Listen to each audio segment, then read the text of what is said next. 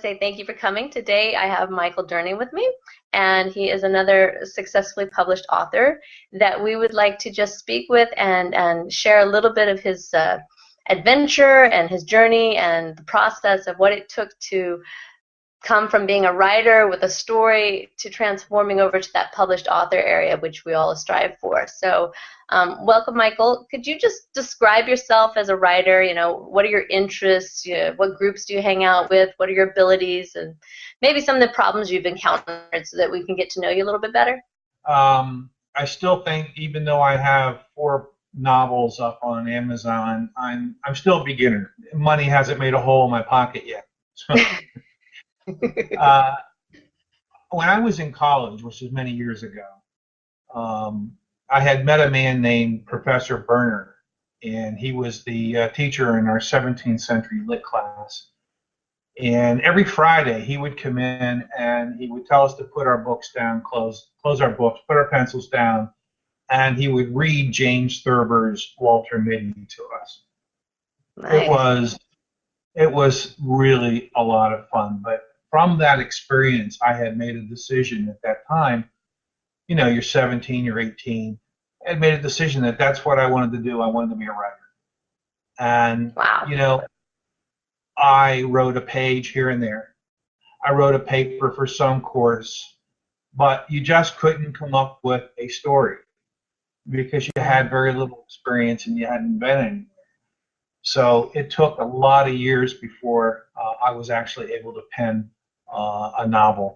I had taken up a career with the 3M company, had traveled quite a bit. So over the next 20 years or so, I had met a lot of people and done a lot of things. And I would say that in my 40s, I began to string some stories together. I didn't think they were publishable at the time, so I still have some manuscripts sitting on the shelf. But eventually, I was able to put a novel together that I thought was pretty good, called Clifford Wendell, Daydreamer Extraordinaire. In fact, First Editing did the editing for me. This goes back a few years, and it was quite good. And it wasn't a real long novel. It was something that probably 55 plus would be interested in, or children and young adults.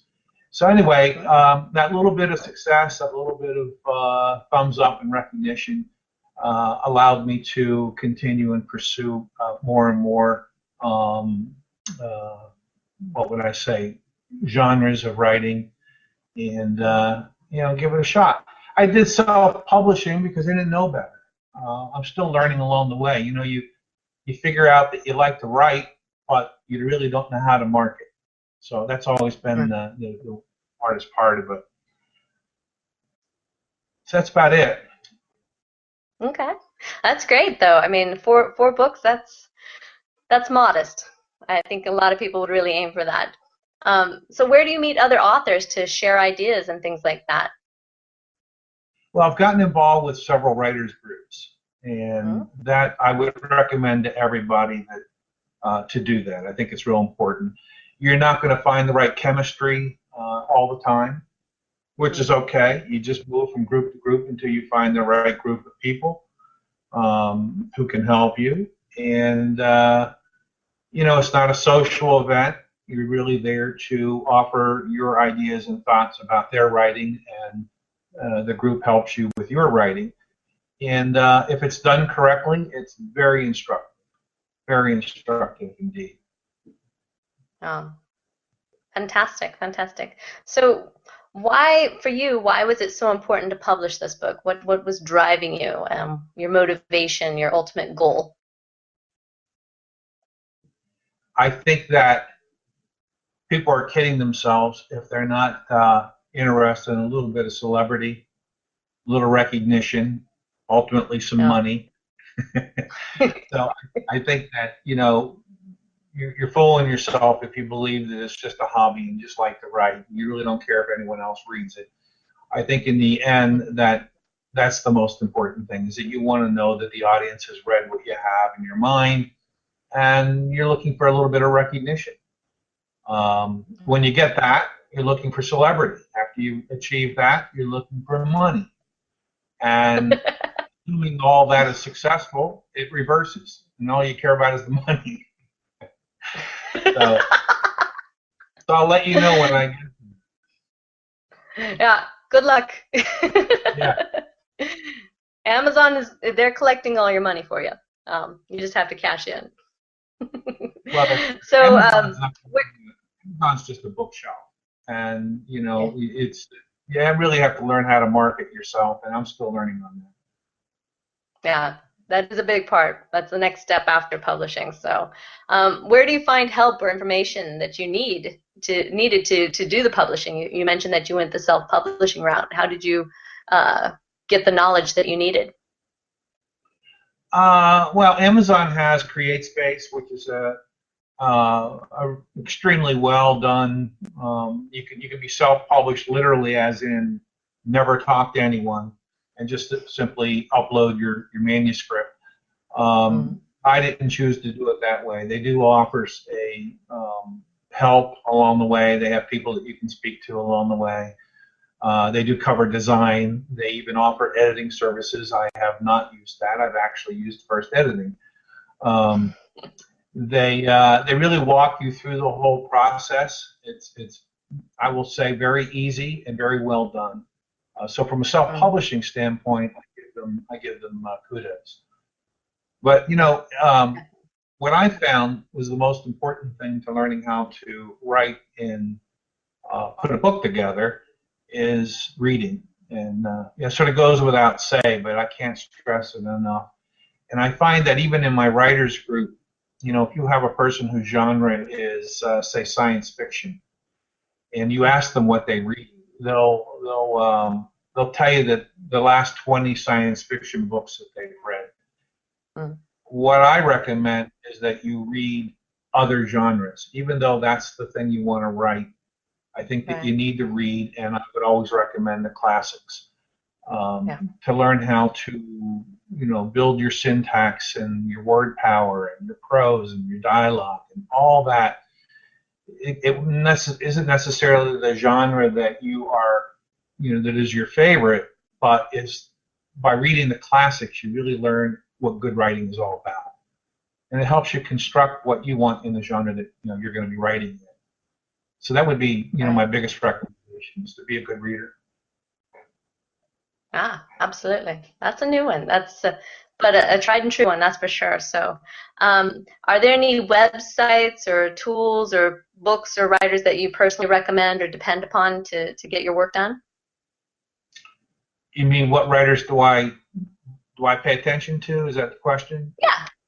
I mean, if you're making a recommendation of who you use as a tool or to help you to get where you are, what can you share with us? I would say that you would have a lot of fun starting off with, books like the writings of Mark Twain are incredible. Certainly Hawthorne, Herman Melville, Theodore Dreiser, Taylor Caldwell is probably one of my favorites. Conroy, Dickens, reading Great Expectations, for instance. I think that all those types of classic literature is really a big help. Modern era literature, I would say, is more in the area of like Michael O'Brien. For me, anyway, this is for me. If you're reading suspense, it's Kuntz and Patterson. If it's mystery, it's Baldacci and guys like that. So I think diversity of reading is going to help you in whatever genre you're choosing, whether it's romance or science fiction. It doesn't matter. Oh, absolutely, absolutely. So, why did you, when you were going through this process, what was the ultimate reason that you chose editing services? You knew that you needed to get it edited, but you chose professional editing versus a friend or family. What made you make that decision? Making the huge mistake of trying to edit yourself. You've written the perfect manuscript, you've gone over it like 10 times, and you think you've caught everything, and you're going to save money. And the next thing you know, the first person you let read it is either, in my case, my wife or a brother. And they just destroy you. And you find out, oh my gosh, I missed 100 things. So it was pretty obvious that you needed to have some professional editing. Before sending it off to an editor, I recommend that you have some developmental editors. It could be friends, it could be acquaintances, people that like to read. And you'd be surprised. You ask someone who's well read if they would help you in developing your story, and they will jump at the chance. So I would say, having 3 to 6 people that you can send your storyline to. You start off, they're going to, even if you tell them not to correct the grammar and spelling, just stay with the story, they're going to inevitably, they're going to do that for you anyway. But a developmental editor is going to help you with your story, your character development, your syntax, your timeline, all those variables. And then from that vantage point, I would send it to first editing in this case. Let them send it back to me completely finished, and then I send it back to the developmental editors. Not all of them, but maybe 1 or 2 that I really cherish, and let them finish up with it. So I make my final changes at that point. But yeah, I mean, you just have to, you go through the first couple times and you make all these mistakes and you realize you need an expert. You can't depend on yourself. It's the way it is. That's great to hear. So what were your biggest roadblocks in writing and becoming the published author that you planned on being from the age of 17? Impatience was probably the largest. I know people that literally will put out a book in 3 to 4 months. Wow. That's not me. It takes me a year to just finish a story. Then you have 2 to 3 months in editing. And if you think about that timeline, there's plenty of time there to get distracted, to lose heart, and to give up. So I think that's probably the biggest issue. It's just the impatience of it all. Stretching it out that long too, you tend to lose the enthusiasm for your own story. So that can be a roadblock. You really have to treat it as a job, and if you do, then you have to pick those specific times that you're going to write, the amount of time that you're going to write, the environment you're going to write in. All those things are very important, but I would say impatience is probably the biggest roadblock. Self-publishing is the second one because self-publishing is great. It also allows economically for it to favor you when your books are sold, but it's just a bookshop. All the marketing is on you. And in my case, at my age, I'm really not very good with social media, and I know that that's probably 80% of the success of marketing the book. So I'm still learning. I do use social media, but there are people that I know could help me a great deal, and I just don't take the time. I actually do have a day job, so I get distracted with that as well. And so those are, I would just say that the greatest roadblock is really just the impatience of writing. You want to be done with it now, and you want it to be a success, and you can lose heart along the way.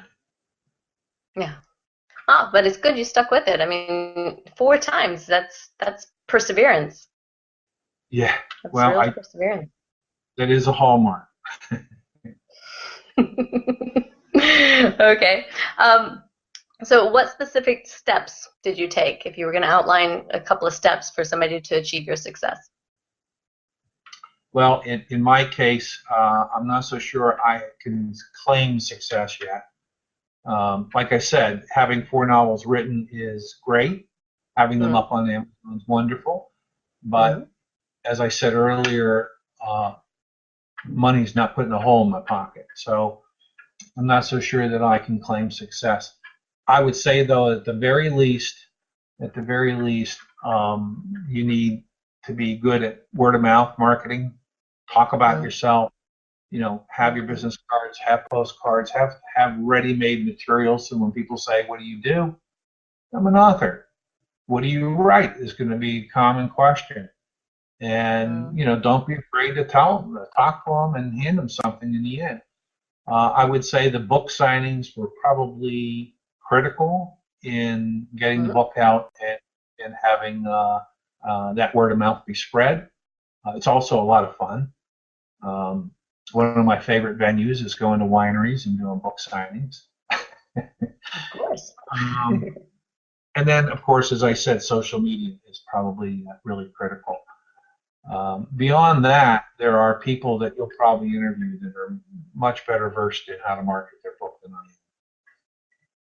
am. Marketing as a whole, that's a big step. So we're going to cover that as we go through the steps with helping authors out there. But marketing is a huge area, and it changes. It changes so rapidly. It's impossible to contain. So one of the big questions we get from other authors is, what were the costs? How much did it cost for all of the different parts of writing your book, editing your book, the book cover, all the different parts? If you can just kind of tell them what costs you incurred and how you can make suggestions for others to possibly lower those costs or avoid unnecessary costs. Right. Well, cost is relative to, your pocketbook. And as I said earlier, you can go cheap. You can design your own cover. You can edit your own manuscript. You can upload it at CreateSpace for Amazon. You can do all that for virtually free, or the amount of time that you put into writing, editing, and developing a cover and so on. All that can be done pretty inexpensively, but I don't recommend going that route. In my case, I hired an illustrator for my covers. That can run anywhere between $500 and $1,500, depending upon who you get and how complicated it is. I happen to have some good design skills of my own in my job, so I can generally put what I really want together and then send it off to an illustrator to have it finished. So in my case, I've done 2 covers, and each of those covers was like about $500. CreateSpace has a package that ranges anywhere from $300 to $1,500, depending upon how much of their services you want to buy. They can produce a cover for you. As I said, they can offer editing to you. They can offer a marketing package. It's not marketing in the sense of how you and I would define the word. Their marketing is distribution. Where are they going to distribute the book? Bookstores, international market, and so on. So again, there's a range there. I chose their simple package, and then it was about $300 to $400. Your editing, as a comparison, the first editing company I hired was a company in Texas, and they charged me an outrageous sum of money for editing, at least from my vantage point. It was like $2,800 or something like that. Yeah, and I wasn't really pleased in the end.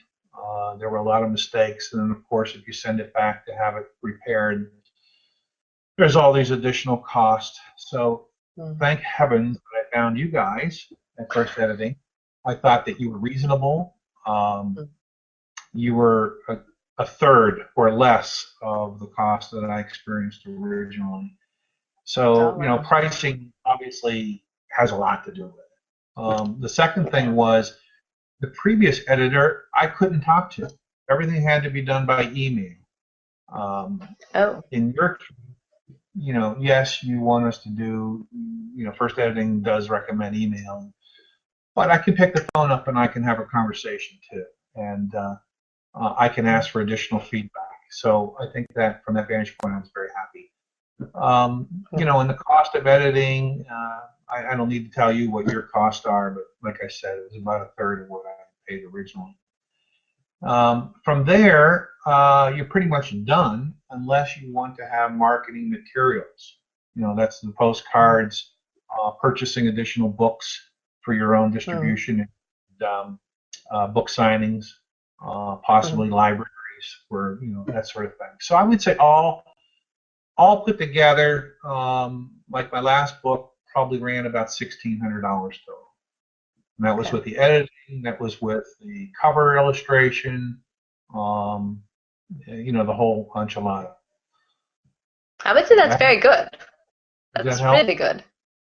Yeah, that's very helpful. But I think that's a very streamlined cost there, so that's very good. And managing your time, what are your potential time wasters, and how do you recommend other people save time in this process? It is a process. It does take time, but is there any? I mean, you've done it a couple of times now. You've been through the process a couple of times. So, how do you streamline that for our listeners? Um, Let me add one caveat to the previous question, and that would be Sure. advertising costs. If Yeah. you're going to promote your book, then you are going to spend a great deal of money on advertising. I can't tell you how much because it's really a matter of your own budget, but Right. advertising would be the final expense there. Time management, being in a corporation for as many years as I have, is something that I do very well. And Mm. as I tell other writers, if you're serious about writing and you're not in it as a hobby, Mm. then treat it as a job. You find the very specific time, not random times, but specific times of the day or the week that you're going to write. That's your time, and you create the right environment. You create, possibly the music background that's appealing to you, the right lighting, believe it or not. Yeah. And then, you request if there's people in the family, whatever, you request no interaction and no distractions. It's not always possible, but that's what you do. So to manage your time is, I think, critical to it. But if your time is right now and you're not feeling up to it, it's pretty easy to walk away from it. So I recommend not doing that. Stick with it. Open up your manuscript. And if you end up with what they call writer's block, don't worry about it. Don't even tell yourself that you have writer's block. Reread what you've already written, fix something, delve back into your story, and eventually, with enough time, 10 minutes, 15 minutes later, you're going to suddenly be back engrossed in your story. And the last thing that I do is, before I turn the computer off or put it away for the day, I write that one last sentence for a next chapter. That inspires me so that when I turn it back on, I'm back into it. That sentence propels me into the story from that vantage point. So from a time management standpoint, that's pretty much the way that I do it. Yeah. That's fantastic. That's every interview I listen and I try to find that one golden nugget of what you can use, and that one sentence. I mean, that's really a hook. That's I think that's helpful. That's very helpful. It's could be applied to many other things too, but definitely with writing, definitely. Okay. Were there any frustrations you've encountered or things you wish you'd done differently or just simply avoided? I think distractions in general would probably be the biggest frustration, but when I'm writing, I think that there's three things that really get to me, and one is trying to write dialogue. I think is Hmm. probably one of the greatest difficulties for all writers, and Hmm. so that would be number one. Finding the story. Usually we have that story parked somewhere in our brain, but it's not really. It doesn't have detail to it, and that's what, in Okay. theory, we're going to be writing about. And a lot of people have these outline methods, or they have some method that they've either learned or they put together to build their story. In my case, I have a tendency to shovel snow. It's like I'm inching forward, little by little by little. So that's a distraction for me. And then aside from that, it's trying to find what's going to be unique and marketable. And so those are the difficulties. I mean, you may have a story, but it could be a story that no one's going to be interested in. But darn it, you're going to write it. So if you're going to write it, then it's probably a hobby. But Hmm. really need to know if the story that you've come up with, that thing that's been pounding in your head, is really marketable. And if it isn't, Hmm. go on to some other story. That's very true. Yeah, that's a tough one. It's hard to decide. But so how did you feel at the beginning, and how did you feel at the end of this journey? I mean, what were your emotions that were involved in this? And did you have any fears to overcome to achieve your success? Just kind of give us a emotional voyage here. Yes, no fears at all. Good. I like to tell the story that when I was a kid, I lived fairly well in the country, and Mm. myself, my two brothers, two older brothers, some friends in the neighborhood, we had this constant desire to build tree shacks.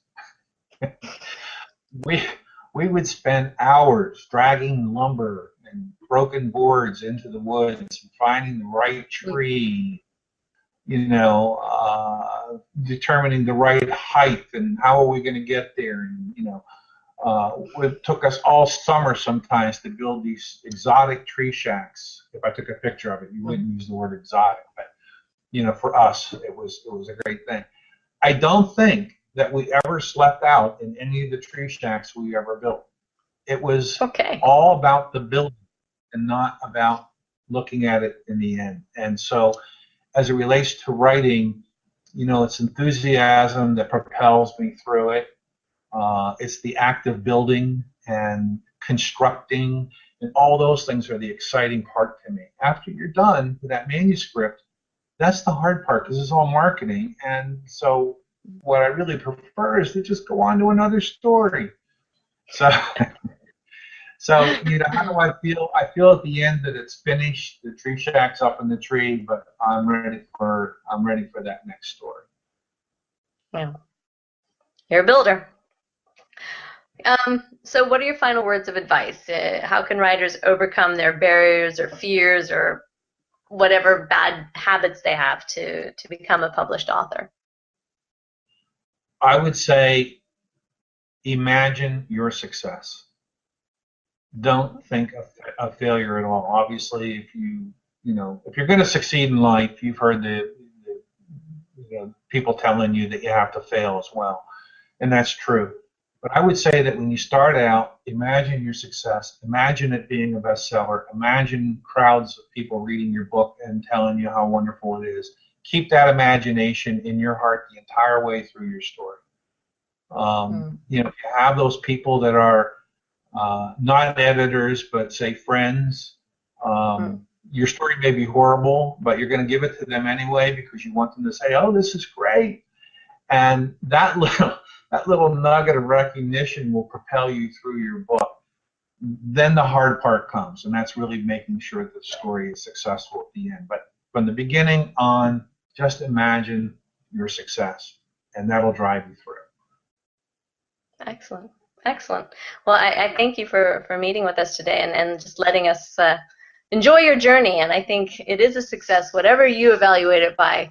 It is a huge success to dream something and then to make it something truly tangible and to let other people see inside your mind. That's a magic that only humans can seem to be able to do. So it's really fantastic. But thank you for coming in today.